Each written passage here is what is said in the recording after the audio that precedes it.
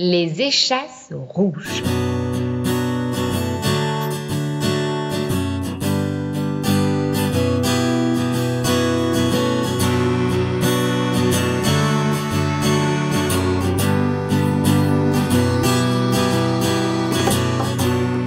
La ville de Marécume était bâtie sur l'eau. Les maisons perchées sur des pilotis, les rues formant des rivières, les avenues des fleuves calmes et profonds. Pour se déplacer sans se mouiller, les habitants utilisaient des échasses.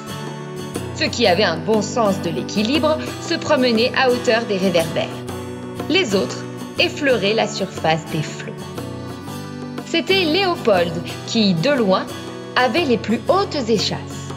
Elles avaient été taillées dans le bois d'un peuplier rouge, l'arbre le plus haut, le plus droit et le plus solide du pays. Grâce à elles, Léopold planait au niveau des toits, 3 ou 4 étages au-dessus des autres habitants. Il s'intéressait d'ailleurs bien plus au ciel, aux nuages et aux oiseaux qu'à ce qui se passait sous ses pieds. Sa seule amie était une pie très peu bavarde. C'est d'ailleurs ce qui plaisait à Léopold. Avec elle, nul besoin de parler de la pluie, du beau temps ou des courses de carpe. Il leur suffisait de se regarder pour se comprendre. Ce soir-là, comme chaque année lors de la nuit la plus longue de l'hiver, devait se tenir la grande fête de Marécume. Tous les habitants préparaient la veillée. Des enfants se faisaient la courte échelle pour accrocher des lampions. La courte échelle avec des échasses, c'est drôle, mais difficile. « Léopold !» criait-il pour appeler le géant à l'aide. Mais Léopold se déplaçait à une telle hauteur que les appels des enfants ne pouvaient l'atteindre. Il continua sa route, intrigué par un nuage. Un peu plus loin, le cordonnier essayait d'installer une nouvelle enseigne au-dessus de sa boutique.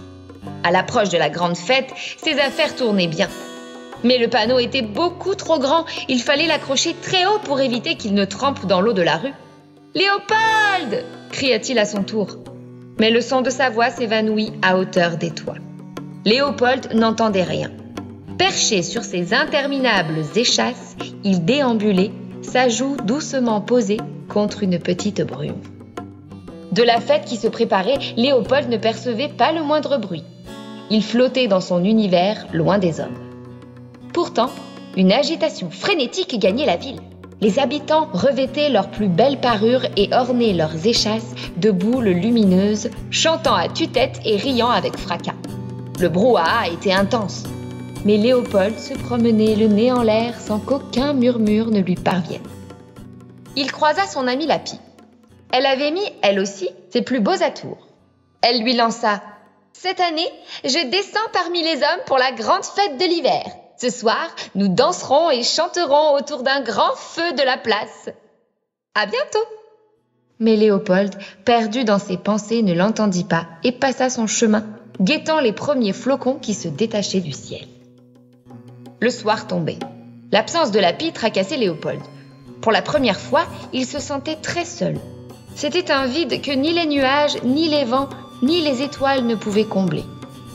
Il baissa alors son menton et regarda vers la ville en bas. Puis, péniblement, s'accrochant aux gouttières, il se pencha. La taille de ses échasses le gênait beaucoup, mais il continua à se pencher.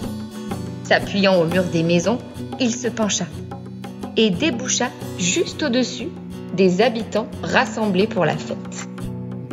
Le murmure de la foule monta vers lui. « Quel malheur! Toute notre réserve de bois est tombée dans l'eau! Les pilotis qui soutenaient la remise ont cédé.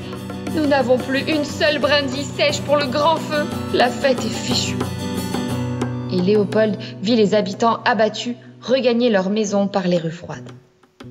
Les rires et les chants se turent. Les lampions dans la ville commencèrent à s'éteindre. Mais soudain, une odeur de fumée, s'infiltrant par les soupiraux, pénétra dans les maisons.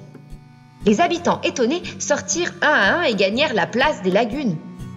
Un feu dansant, immense et chaud les attendait. La chaleur qui s'en dégageait n'avait jamais été aussi douce. Elle gagna vite toutes les rues de la ville. Joignant leurs mains, frappant l'eau en mesure, avec leurs échasses, les habitants se mirent à danser.